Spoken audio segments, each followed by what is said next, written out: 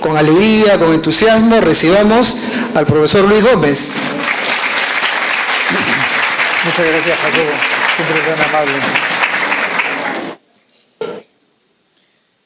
¿Me harán un favor? ¿Sí? Levántense del sitio donde están sentados y cámbiense el sitio con otra persona.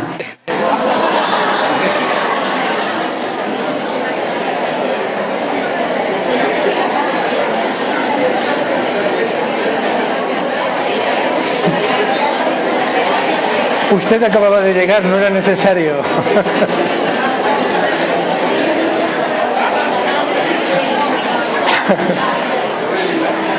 Sí, ya pueden sentarse si lo desean.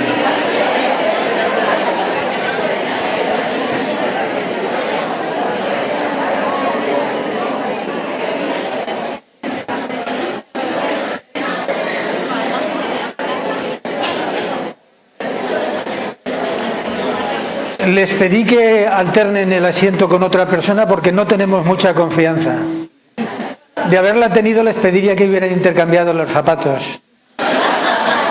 No está mal en estos temas de atención a la diversidad ponerse en los zapatos de otra persona. Vemos las cosas distintas cuando nos ponemos en los zapatos de otra persona. Me comentaban que una maestra que está trabajando en la zona de Huancavelica, al poco de llegar a la escuela, envió una nota a los padres de una de las alumnas y les decía, Margarita, estoy muy contento de ella, es la mejor alumna. Unos días después, gracias, unos días después ocurrió lo mismo con Manolo, un niño, y escribió una nota a sus padres diciendo que Manuel era el mejor de los alumnos de la clase. Pasó algo parecido unos días después, en este caso con otra alumna, y así sucesivamente con cada uno de los 42 alumnos que tenía en el grupo. Mira por dónde uno de los alumnos era el hijo del alcalde, y el hombre se puso contento.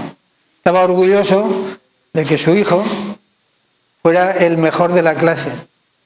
De modo que organizó un festejo e invitó a la maestra a que a su vez transmitiese la invitación a todos los padres y alumnos, porque quería celebrar que su hijo era el mejor de la clase. Prepararon unos asados, allí había chicha y mazamorra, allí había todo lo que tiene que haber para una fiesta campestre, y a mitad de acto el alcalde tomó la palabra, dijo que les había invitado a esa comida para celebrar que su hijo era el mejor de la clase y que por lo tanto pedía un aplauso para su hijo, que llevando su apellido era un gran exponente de la cultura y de la educación. Nadie aplaudió. Un poco molesto quiso averiguar qué había ocurrido. Y entonces cualquiera de los padres que estaban allí le indicaron al señor alcalde que el mejor o la mejor de la clase era su hija o su hijo. Porque tenían una nota escrita de la maestra, letras rojas, que decían, estoy muy contento porque su hija o su hijo es el mejor de la clase. El alcalde pensó que la maestra había manipulado y había mentido. Y ella tomó la palabra para decir que no era así. Textualmente les explicó. Es que resulta que su hija es muy peleadora, pero es la mejor en matemáticas.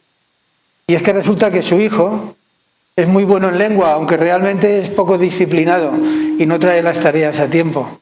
Y es que su hija de usted es la más empática de todas, a pesar de que tiene dificultades con la ortografía. Y es que la hija de usted, y así sucesivamente a las 40 personas, las 40 familias que estaban allí. La maestra les dijo, ¿debo seguir explicando? ¿Acaso no lo entienden? Soy la maestra y debo construir un mundo con estos chicos. Entonces, ¿con qué tengo que construir ese nuevo mundo? ¿Con lo mejor o con lo peor de cada uno de ellos? Todos los padres habían ido bajando la mirada al mismo tiempo que cada uno de los niños esbozaba una sonrisa de oreja a oreja.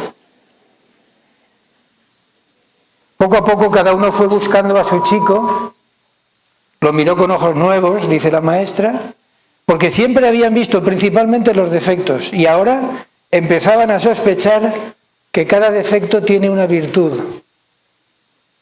Una virtud que le hace de contrapeso y que era cuestión de subrayar, de estimular, incluso de premiar lo mejor, porque con eso se construye mejor. Cuenta la historia que al cabo de un rato el alcalde rompió el silencio y les dijo: vamos a comer, que tenemos que celebrar no una, sino 40 alumnos mejores.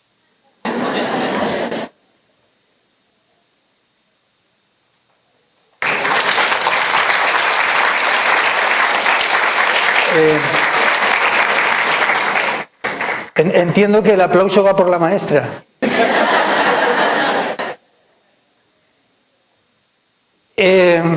Porque ocurre un poco como cuando los sacerdotes en pleno sermón critican que los feligreses no acuden.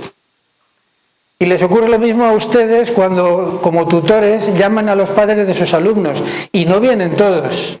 Bueno, para empezar llaman a los padres y vienen las madres. Y entonces ustedes se molestan un poco y les dicen: es que no vienen acá, no participan. ¿A quiénes se lo dicen? A los que sí que vienen, a los que sí participan. Entonces me da la sensación de que cuando desde el mundo universitario les exponemos a ustedes las tendencias, los conceptos nuevos, les estamos predicando a las personas que tienen interés en hacerlo, pero ignoro si tienen empoderamiento para llevarlo a cabo. Y de alguna forma lo que estamos señalando es nuestra incapacidad, nuestra impotencia para influir más en quienes toman las decisiones. Estoy hablando de dinero. Una buena educación requiere medios. Una buena formación del profesorado requiere medios. De dinero, por ejemplo, que no es lo único, pero es necesario, ¿verdad?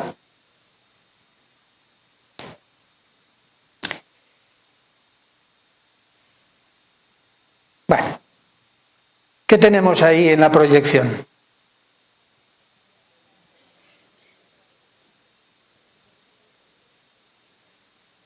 La Agenda de 2030 habla de una educación que tiene que ser inclusiva, equitativa, de calidad, etcétera.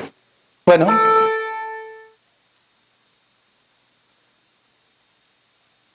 ¿tendría que ver la imagen que se proyecta ahora con una escuela inclusiva? ¿Han visto el icono, el dibujo? Sumemos capacidades por el derecho a una educación inclusiva. Y que vuelvo a hablar, como decía mi compañera, la doctora Rodríguez ahora mismo, que es un derecho y al mismo tiempo es una riqueza, porque nos permite este modelo sumar capacidades. Y después, en distintos recuadros, tenemos características de esta educación que queremos llamar inclusiva. ¿Lo son? ¿Hay alguna característica que no pertenezca a la escuela inclusiva? No les oigo. Claro, porque no hablaban. Son buenos alumnos y saben que en clase no se habla.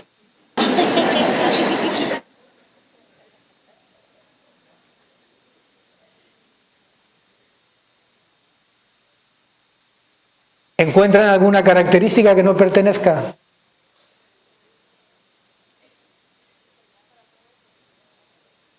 Diseñada para todos por grupos de edad. ¿Le parece que eso no pertenecería a un modelo inclusivo? ¿Todas las edades en el mismo grupo clase o en distintos grupos clase? Sí.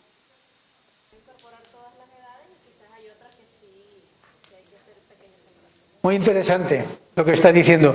Me recuerda que cuando queremos innovar, es muy importante que utilicemos las herramientas que manejamos los docentes. Y una de las herramientas que manejamos los docentes con el alumnado es realizar una evaluación inicial, donde, entre otras cosas, queremos conocer el nivel de competencia curricular, ¿no? ¿Manejamos los mismos términos? Sí. Pues ¿por qué cuando queremos abordar un proyecto de cambio no partimos de nuestra propia autoevaluación inicial y de nuestro nivel de competencia? Mira por dónde algunos de los valores de la escuela inclusiva ya se están dando en las escuelas unitarias de zonas rurales y se han dado toda la vida. ¿Cuál ha sido la diferencia? Pues que la necesidad obliga, y cuando llega la maestra o el maestro a esa aldea perdida en la sierra, mira a sus alumnos a los ojos, ve a las personas, no ve un objeto de trabajo.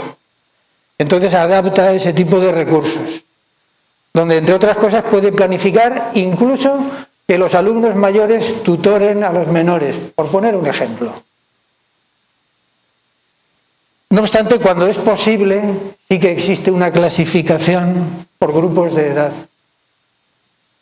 como forma organizativa.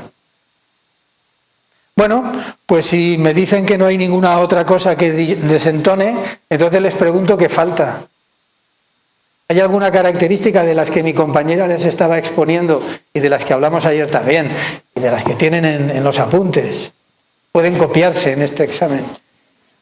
¿Alguna de las características de escuela inclusiva que no estén puestas ahí?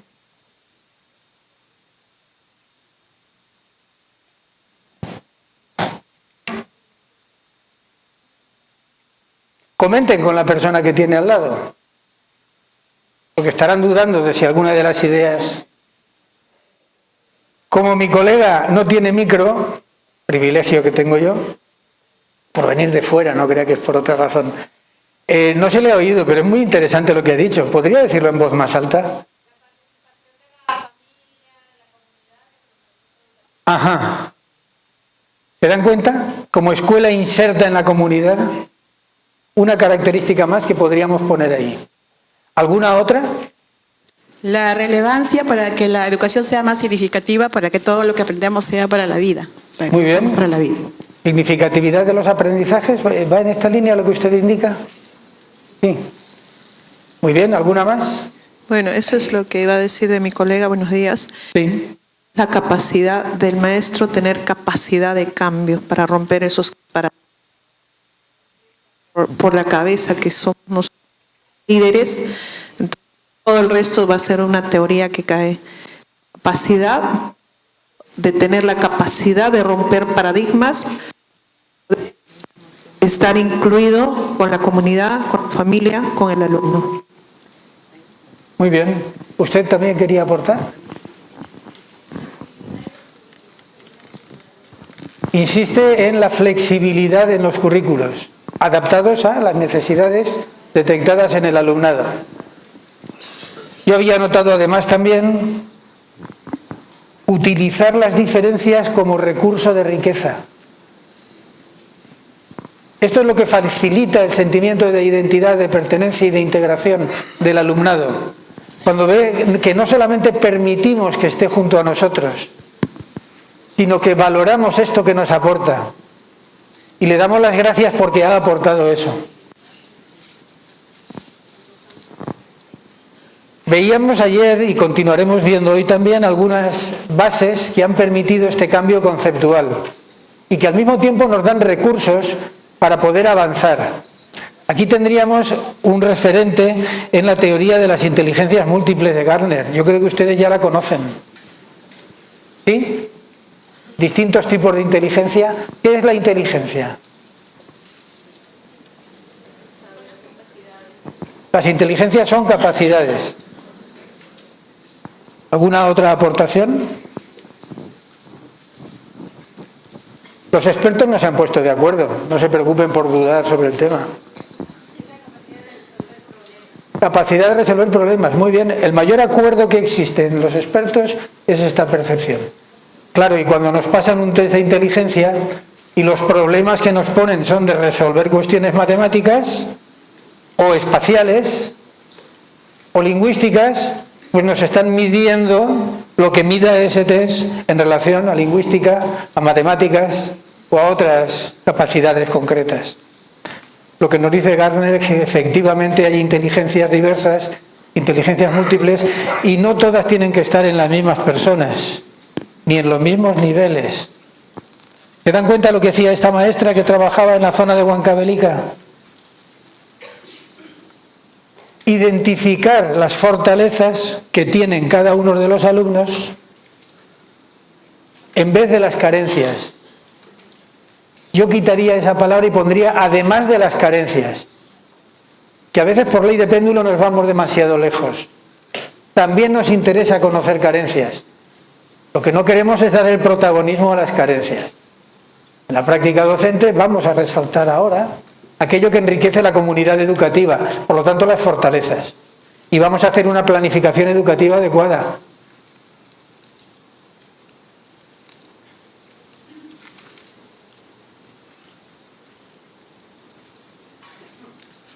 Debemos basarnos en los instrumentos que nos aportan los expertos.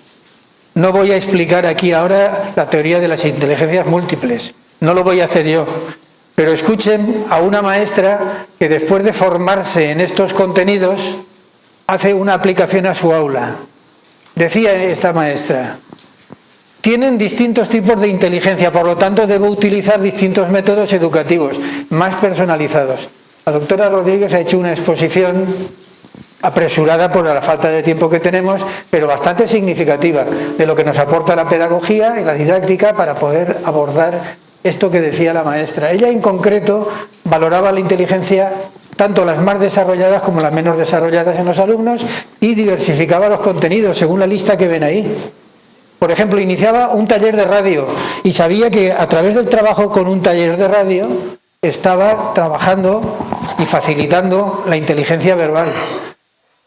Una pantalla interactiva, en el caso del lugar de donde vengo es muy frecuente en los centros. La cinética corporal en el taller de teatro, juegos de lógica y de construcción matemática, juegos musicales, ejercicios de autoayuda, ventana de Johari para el tema del autoconocimiento también entre los alumnos, y así sucesivamente.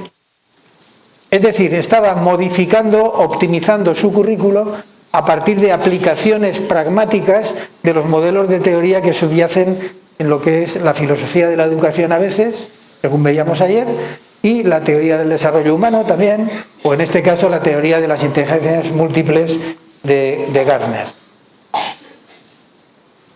Acceder a este tipo de información y a este tipo de cuadros que nos sirven como taxonomías, tanto para efectos diagnósticos de lo que hacemos como para planificar los cambios, tendría que ser una tarea obligatoria en las comunidades docentes.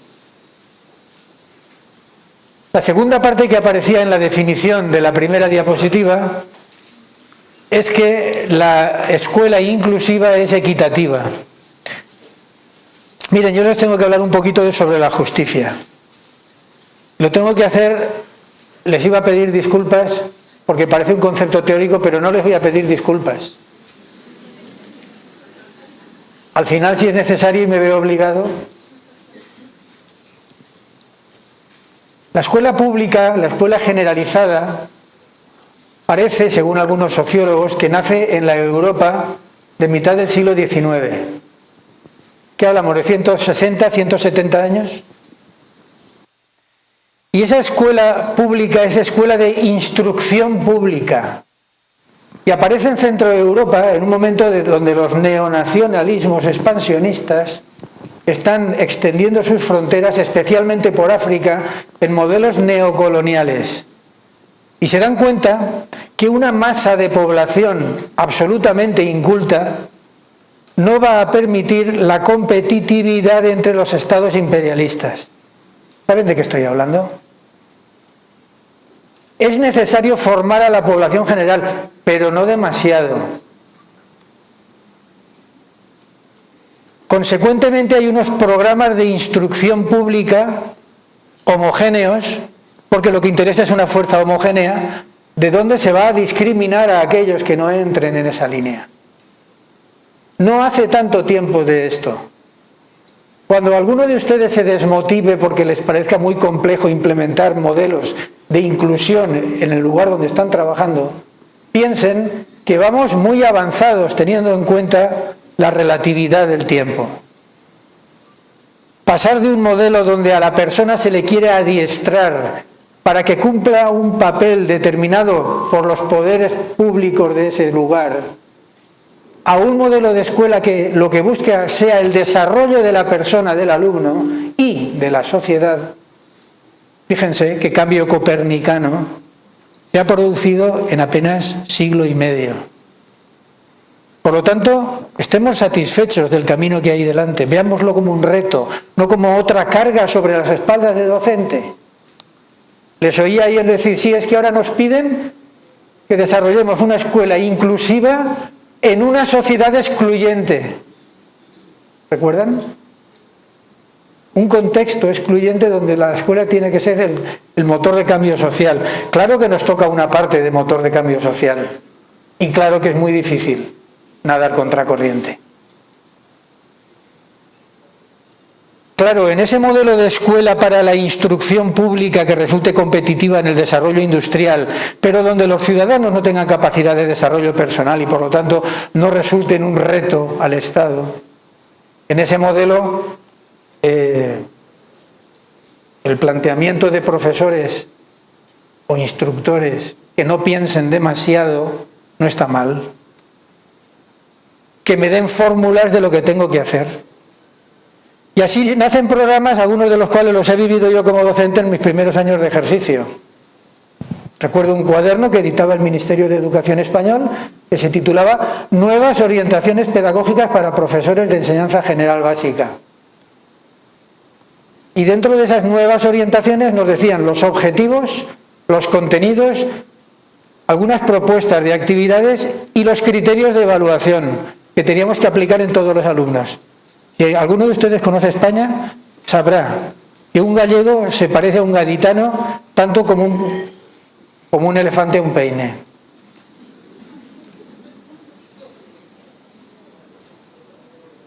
O no, quizás sí que se parecen. Lo que está bastante claro es que el programa oficial era el mismo para todos los españoles. Y lo que estaba también claro, como hemos visto en las sesiones de ayer, es que ni todos los españoles, ni todos los peruanos, ni todos los que ustedes quieran, somos iguales. Si fuéramos iguales, careceríamos del rango de ser personas. Recuerden que persona implicaba comunalidad e individualidad. De lo contrario, el término personalidad no tendría sentido. Desde ese punto de vista, se ha dicho hoy y se insiste, la educación es un derecho. No es un requisito meritorio, pero los sustratos, los pilares del concepto justicia que se ha manejado durante siglos, procedentes de la filosofía aristotélica, recuperada después por Tomás de Aquino, eran modelos, eran referentes de justicia distributiva, conmutativa especialmente, y después de justicia social. Pero cuando se refiere a justicia distributiva, esencialmente se estaba hablando del reparto de los bienes sociales en la población a cambio de los méritos que tenía la persona. Y cuando se hablaba de justicia conmutativa, básicamente se hacía referencia a los contratos, a que el valor de aquello que se intercambiaba contractualmente fuese equivalente. Y cuando se hablaba de justicia social, se hablaba desde una perspectiva del trabajo, de la plusvalía, en definitiva de las doctrinas marxistas. No eran, por tanto, modelos aplicados en general a la educación y al desarrollo humano. Hay que llegar al concepto de equitativo, donde a cada uno le damos no lo que se ha merecido, porque es un derecho, sino lo que necesita. Porque la educación está al servicio del alumno. No el alumno se tiene que adaptar a la escuela y la escuela de adaptarse al alumno. Desde ese punto de vista es muy importante representar a la justicia no como ese personaje de la balanza, de la báscula, con los ojos tapados, no. Por lo menos uno de los ojos tiene que tenerlo destapado, porque la aplicación rígida de los principios legales puede no ser justa. Y de ahí se habla que la escuela integradora concibe la justicia como igualdad, sí, pero como igualdad con connotaciones de valoración individual. Y la escuela inclusiva tiene una disposición de ánimo de dar a cada uno lo que necesita. Yo creo que este diagrama, esta fotografía que se ve ahora, explica gráficamente el tema y que es muy conocida ya por ustedes. Por tanto, no insistiré. Lo que sí que insistiré es que así como en el terreno en el campo de las ciencias hemos encontrado progresos que nos ayudan a ser eficaces en nuestra tarea, del mismo modo estas inquietudes que estamos teniendo en el sector docente también aparecen, por ejemplo, en el campo de la filosofía del derecho o en el campo de la justicia. Aquí tendríamos un referente importante, Marta, que es Príncipe de Asturias, Premio Príncipe de Asturias de 2012, entre otras muchas cosas, y que planteó ya en su momento cómo la justicia no resolvía el problema de la atención, por ejemplo, a los discapacitados. No había sido pensada para atender las necesidades humanas, sino para estructurar la sociedad. Textualmente dice que el problema no resuelto por la justicia es que las características personales, características de persona, no son tenidas en cuenta en el nivel de los principios. Y el nivel de los principios, cuando se estructura un sistema legal, es el determinante de la estructura básica de la justicia. Por lo tanto, las medidas que atienden a la discapacidad parecen un asunto de caridad y no de justicia básica, cito textualmente. También tenemos otros autores, aquí tienen la imagen, que plantea cómo la justicia como equidad debe estar basada en dos principios. El de libertad sí, pero también el principio de la diferencia. El planteamiento sobre la justicia de estos autores les sitúa en una posición de desarrollo humano. La clave es que la justicia sirva al desarrollo humano. La pregunta es, si este es el posicionamiento de estas personas, ¿cuál es el posicionamiento nuestro? ¿Qué posicionamiento tiene usted desde su campo de la acción social en relación a este tema que estamos hablando? Fíjense, por ejemplo, dentro de las aportaciones de Marta, cómo estos principios, que ella denomina capacidades humanas fundamentales, tienen parangón, tienen una comparación muy clara con las necesidades humanas que veíamos ayer. Fíjense la afinidad que hay en el terreno de la justicia y en el terreno de la educación. Claro, si ella entiende desde su punto de vista de filosofía del derecho y de la justicia que una persona es capaz de hacer o de ser en cuanto a emplear los sentidos, imaginar, pensar, razonar, pues la sociedad tendrá que favorecer que esta capacidad se vaya desarrollando. Si ella entiende que la persona tiene capacidad de formarse una concepción del bien y del mal e implicarse en reflexiones críticas en la planificación de su propia vida, el planteamiento de la justicia tendrá que favorecer esto. Y del mismo modo la escuela tendrá que favorecer el desarrollo humano dentro de esta línea. Por eso les preguntaba por su posicionamiento, porque el posicionamiento de estos juristas de vanguardia ya está claro. La pregunta es cómo hemos llegado a donde hemos llegado. Y no por ver un matiz simplemente histórico, que ya se ha expuesto en esta sala hoy, sino porque en muchas ocasiones hay como una metáfora donde el desarrollo del individuo sirve de ejemplificación del desarrollo del grupo, y al revés. Fíjense en la fotografía inferior derecha. Tenemos un aula pues, típica de los años 60 en España. Fíjense en la homogeneidad del aula, cada alumno en su sitio, un profesor como garante del conocimiento del saber, casi exclusivo, y un tipo de organización de los espacios y del currículo que favorece esta idea.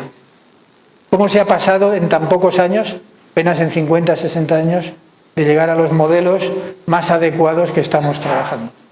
Acá tendrían ustedes un cuadro que intenta recoger un resumen histórico.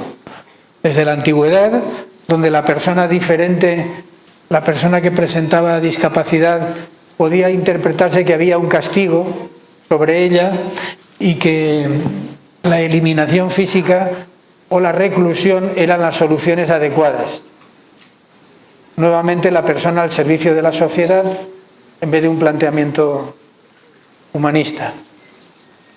Y tiene que pasar el tiempo hasta finales del siglo XVIII para que desde una perspectiva clínica se atienda a las personas que padecen sordera, ceguera u otras alteraciones de este estilo en lugares especializados en régimen a veces de reclusión, desde luego fuera del sistema educativo. El modelo de déficit del que ya se ha hablado estaría situado desde el siglo XIX hasta la primera mitad del siglo XX. Exige una clasificación nosológica, exige también un diagnóstico preciso y exige la construcción y el uso de centros especiales.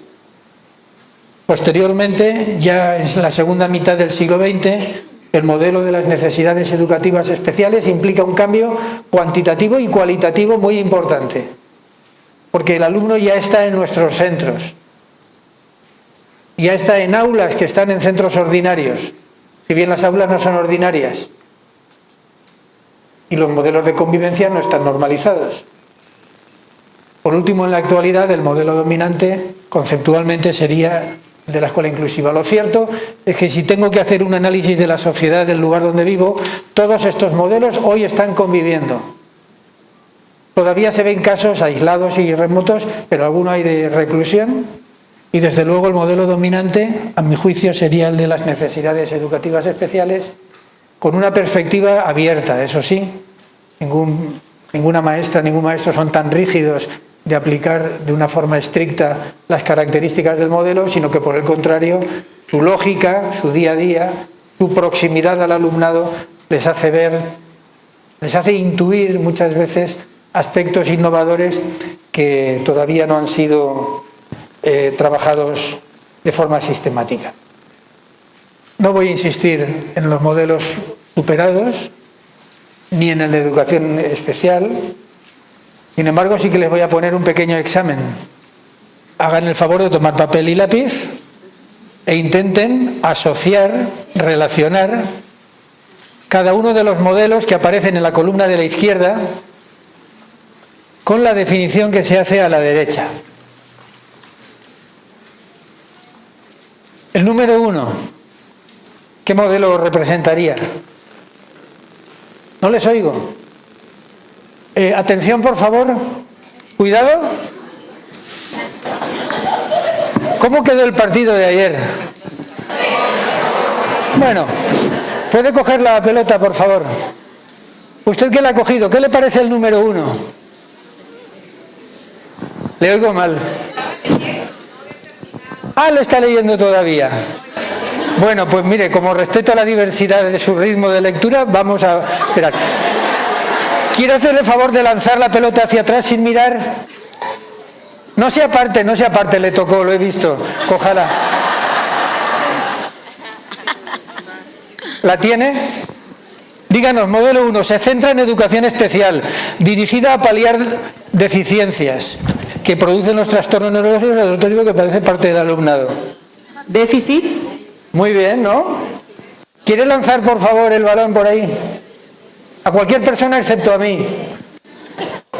Toma. ¿Se atreven con el segundo caso? La educación comprende las actuaciones que posibilitan que cualquier alumno pueda tener éxito en una escuela para todos. Inclusivo. Bueno, hablan sin tener el balón. ¿Qué falta de respeto es esta? Anda, láncelo o quédeselo para la siguiente. La tercera. La diversidad es vista como un problema organizativo de recursos, de convivencia, porque hay que disponer y adaptar recursos para ese alumno. Blanco y en botella. Integración. ¿Les parece? Un problema organizativo, adaptaciones curriculares. ¿A qué les suena todo eso? Bueno, no tenemos mucho tiempo. ¿Terminan ustedes el ejercicio? Ya nos lo entregarán antes de que finalice el seminario, de manera que les podamos poner nota en el certificado que se les entregue. Pero sí que quiero que presten mucha atención ahora. Fíjense, tenemos ahora el mismo cuadro que veíamos antes, donde se ve la evolución histórica de los distintos modelos de atención a la diversidad, con y sin educación especial. Y vemos que en la antigüedad y en la Edad Media, o incluso el Renacimiento, el sistema de reclusión venía a significar el no existes.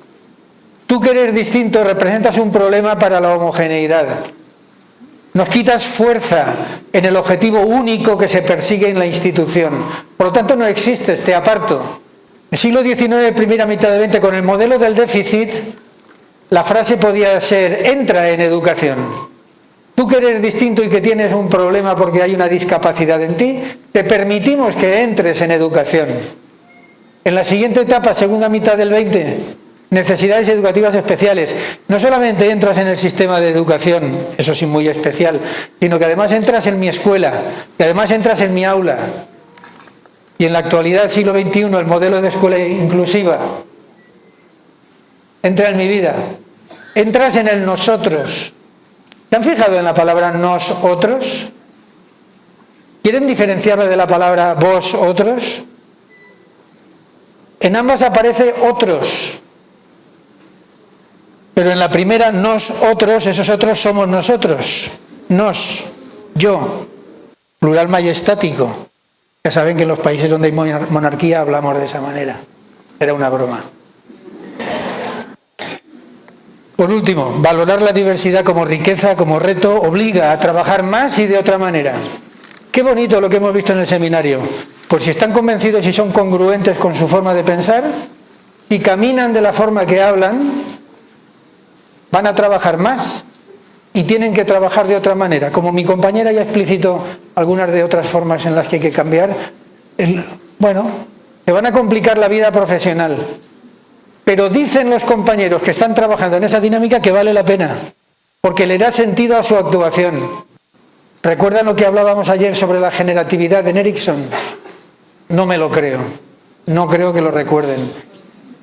Decía hace unos días una persona experta en neurociencias que en clase no se aprende.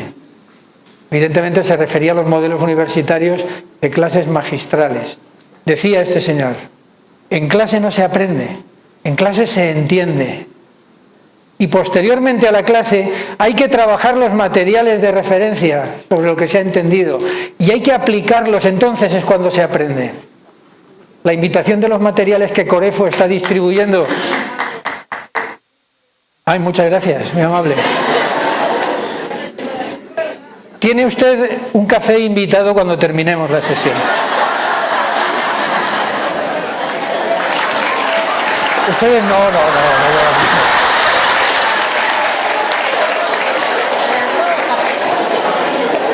La verdad es que no me llega, soy docente.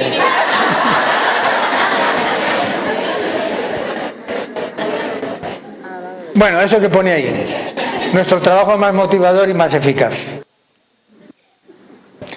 Y esto implica madurez del sistema. Léanse, por ejemplo, las aportaciones de Kohlberg y verán que en cuanto al desarrollo del juicio moral establece distintos estamentos. Uno de ellos sería el convencional, donde la persona se mueve por la norma, y lo hago así porque la norma lo dice. Solamente las personas que tienen un desarrollo superior y llegan al modelo postconvencional son capaces de contextualizar la ley y ver cuando la ley no es suficiente para el objetivo de la ley. Ver cuando la ley no sirve al desarrollo humano dentro del negocio que tenemos entre nosotros. ¿Cuál es tu negocio? ¿Recuerdan que les preguntaba ayer cuál es tu negocio? No lo recuerdan tampoco. ¡Ay, qué día tan duro tuvieron! Solamente cuando somos capaces de entender que la ley es un instrumento para la justicia y no al revés, en esos momentos podemos tomar decisiones más humanistas, más adecuadas a lo que estamos persiguiendo. En este sentido, el modelo inclusivo cumple este requisito. No se ciña a lo que me ordena la administración porque es la ley, es la norma. Miren, los docentes muchas veces conseguimos cosas a pesar de la administración. Y quien esté esperando que le den las cosas mascadas, masticadas, hechas para aplicarlas, está muy equivocado, porque lo que se nos está pidiendo a los docentes, y algunos países vanguardistas ya lo hacen así, no es que el docente sea un repetidor del currículo oficial, sino que el docente construya el currículo en función de las necesidades del contexto. Y esa construcción, tarea creativa, solamente se puede encargar a personas maduras, a personas adultas, a personas que saben lo que quieren hacer. Y yo entiendo que ustedes están en esa línea. Verán también en la documentación que les he preparado que se habla de otros criterios de análisis de la madurez de los sistemas y verán también las estrategias y las recomendaciones para implementar estos modelos entre sus compañeros. No trabajen solos siempre que lo puedan evitar. Contacten con personas que ya hayan iniciado estas líneas de trabajo. Les ayudarán y se ayudarán. Obtengan orientación, recursos de apoyo, analicen experiencias inclusivas. Las tienen anotadas. y tienen la referencia también de una guía que pueden descargarse gratuitamente de Internet. Y tienen también la opción de que en el taller que tendremos a la tarde podamos profundizar en alguno de estos temas. En definitiva, en la ponencia de ahora solo quería transmitirles que hoy, siendo realistas, en todos los campos del saber y en todos los campos del hacer, encontramos personas comprometidas con un cambio evolutivo hacia el desarrollo humano, cada uno en su sector, cada uno en su ámbito de influencias, y que es importante no sentirse solos para poder llevar adelante su trabajo. Les agradezco mucho su atención.